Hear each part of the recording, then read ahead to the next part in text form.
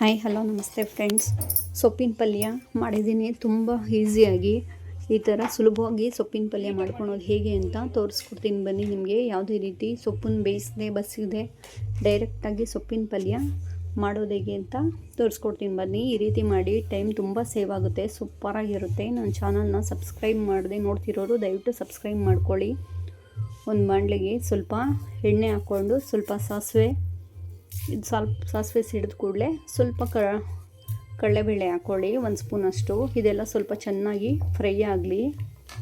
ಇದೆಲ್ಲ ಸ್ವಲ್ಪ ಫ್ರೈ ಆಗಿದ ತಕ್ಷಣ ಖಾರಕ್ಕೆ ಎಷ್ಟು ಬೇಕೋ ಅಷ್ಟು ಹಸಿಮೆಣ್ಸಿನ್ಕಾಯಿ ಹಾಕ್ಕೊಳ್ಳೋಣ. ಹಸಿಮೆಣ್ಸಿನ್ಕಾಯಿ, ಸ್ವಲ್ಪ ಕರಿಬೇವು, ಇದೆಲ್ಲ ಹಾಕ್ಕೊಂಡು ಸ್ವಲ್ಪ ಚೆನ್ನಾಗಿ ಸ್ವಲ್ಪ ಫ್ರೈ ಮಾಡ್ಕೊಳ್ಳೋಣ ಎಣ್ಣೆಯಲ್ಲಿ. ಇದೆಲ್ಲ ಫ್ರೈ ಆಗಿದ ಕೂಡಲೇ ನಾನು ಮೀಡಿಯಮ್ ಸೈಜು 1-2 ಈರುಳ್ಳಿ ಕಟ್ ಮಾಡಿ ಹಾಕ್ಕೋತಾ ಇದ್ದೀನಿ. ಇದು ಸಹ ಚೆನ್ನಾಗಿ ಫ್ರೈ ಆಗಲಿ. 1-2 ಬೆಳ್ಳುಳ್ಳಿ ಹಾಕ್ಕೋತಾ ಇದ್ದೀನಿ. ಫ್ಲೇವರ್ ಚೆನ್ನಾಗಿರುತ್ತೆ ಸೊಪ್ಪಿನ ಪಲ್ಯಕ್ಕೆ, ಅದಕ್ಕೋಸ್ಕರ ಸುಮ್ಮನೆ 1-2 ಇಸ್ಲು ಮಾತ್ರ ಹಾಕ್ಕೋತಾ ಇರೋದು, ಗೆಜ್ಜಿಬಿಟ್ಟು ನಾನು ಬೆಳ್ಳುಳ್ಳಿನ. ಸಾಲ್ಟ್ ಹಾಕ್ಕೋತಾ ಇದ್ದೀನಿ. ತುಂಬ ಸಾಲ್ಟ್ ಬೇಡ, ಸೊಪ್ಪಾಗಿರೋದ್ರಿಂದ.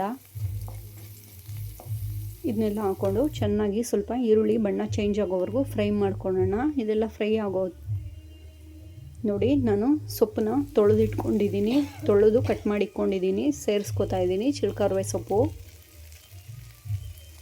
ಇದನ್ನೆಲ್ಲ ಸೇರಿಸ್ಕೊಂಡು ಸೊಪ್ಪನ್ನೆಲ್ಲ ತೊಳೆದಿರೋದನ್ನ ನೀಟಾಗಿ ಈ ರೀತಿ ಫ್ರೈ ಮಾಡ್ಕೊಳ್ಳೋಣ. ಈರುಳ್ಳಿ ಜೊತೆಗೆ ನಾವೇನು ಒಗ್ಗರಣೆ ಹಾಕ್ಕೊಂಡಿದ್ವೋ ಅದ್ರ ಜೊತೆಗೆ ಹಾಕ್ಕೊಂಡು ಸೊಪ್ಪನ್ನ ಡೈರೆಕ್ಟಾಗಿ ಫ್ರೈ ಮಾಡ್ಕೊಳ್ಳೋಣ. ನೋಡಿ, ಈಗ ಏನು ನೀರಿನ ಅಂಶ ಬಿಟ್ಕೊಂಡಿದೆ, ಈ ನೀರೆಲ್ಲ ಡ್ರೈ ಆಗೋವರೆಗೂ ಫ್ರೈ ಮಾಡ್ಕೊಳ್ಳೋಣ.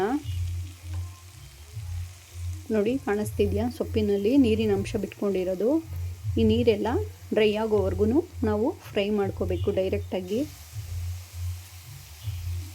ಖಾರಕ್ಕೆ ಬೇಕಾದರೆ ಒಂದು ಸ್ವಲ್ಪ ಖಾರದ ಪುಡಿನೂ ಹಾಕ್ಕೋಬೋದು. ಖಾರದ ಪುಡಿ ಬೇಡ ಅನ್ನೋರು ಹಸಿಮೆಣ್ಸಿನ್ಕಾಯಿ ಹಾಕ್ಕೋಬೋದು. ಹಸಿಮೆಣ್ಸಿನ್ಕಾಯಿ ಒಣಮೆಣ್ಸಿನ್ಕಾಯಿ ಯಾವುದಾದ್ರೂ ಸರಿ. ನೋಡಿ, ನೀರೆಲ್ಲ ಫುಲ್ಲು ಡ್ರೈ ಆಗಿದೆ, ಯಾವ ರೀತಿ ಕಾಣ್ತಾ ಇದೆ ಅಂತ ನೋಡಿ.